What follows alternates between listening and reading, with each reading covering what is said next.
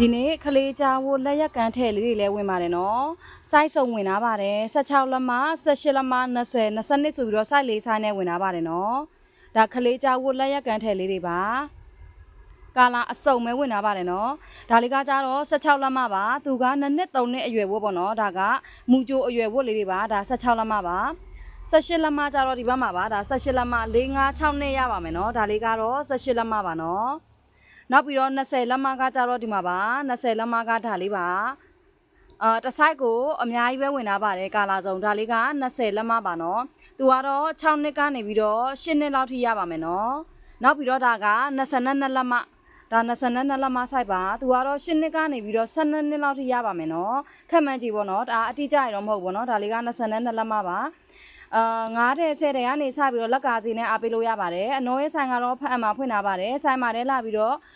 စိတ်တိုင်းကြလာရွေးလို့ရပါတယ်နော်